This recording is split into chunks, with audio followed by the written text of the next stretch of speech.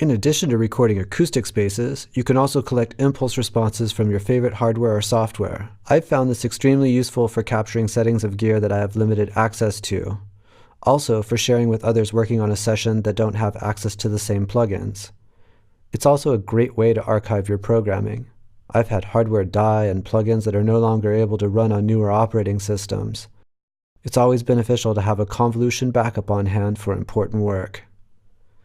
To capture these type of impulse responses, I'll deploy the DC click method. This uses a short, one-sample sound impulse.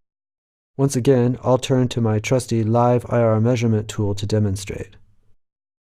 To begin, I'll need two audio tracks. One's for the IR tool and one's for the effect that I want to convolve. You can use most any type of effect, but time-based processors such as delays and reverbs will work best for this example.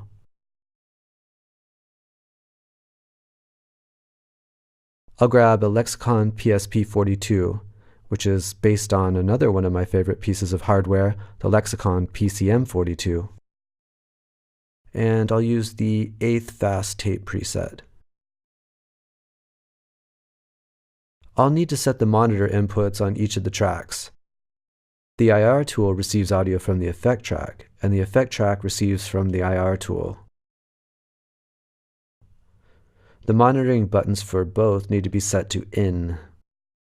Also, I must record arm the IR track. I'll change the amp settings for a louder burst. I want a good signal-to-noise ratio, but also want to leave ample headroom. I'll turn input on and give a quick test to make sure the levels look satisfactory. That's a bit low for my taste, so I'll boost the amp by another 5 dB. Notice that I'm hitting impulse rather than sine. This is more useful in situations like these, and it'll give me the DC click instead. This is much better for getting clean results when recording hardware or software. The levels look good. I'll hit save and make a new folder within the session folder and give it a unique name.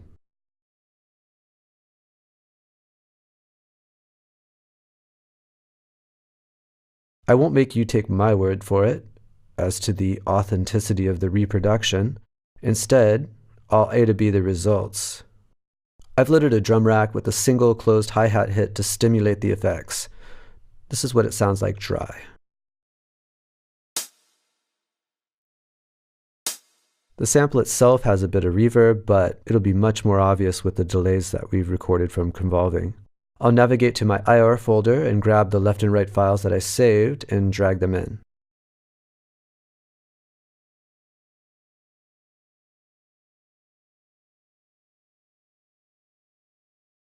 This is what it sounds like played through the Convolution Reverb Pro.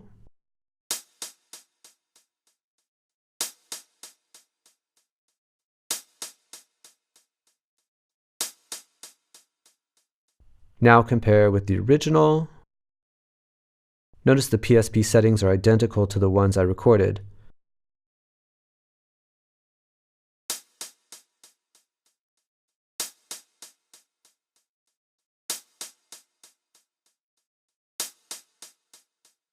Sounds nearly identical to these ears.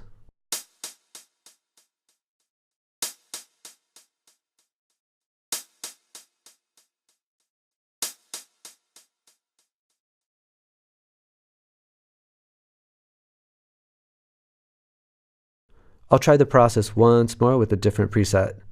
This time I'll use the wow tape.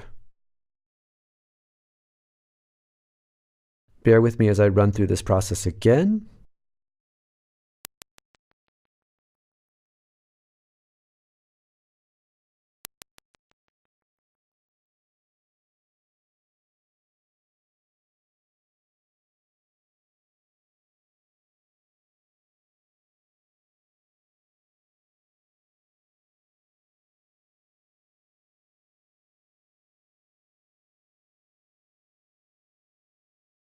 I'm looking for the files, but am faster than the update for the browser apparently. It sometimes helps to flip between tabs to kick it into gear, or so I allow my impatient self to think. Dragging and dropping the new files replaces the old ones automatically. Good, these look slightly different. Once again, I'll let you listen as I A to B the devices.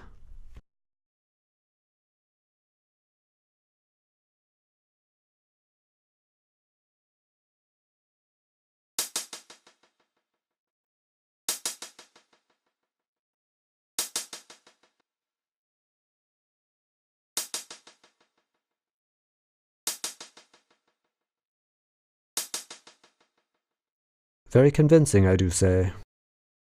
Okay, now it's your turn. Get crazy with it. Try out different effects, different processors, different combinations of effect processors, and happy convolving.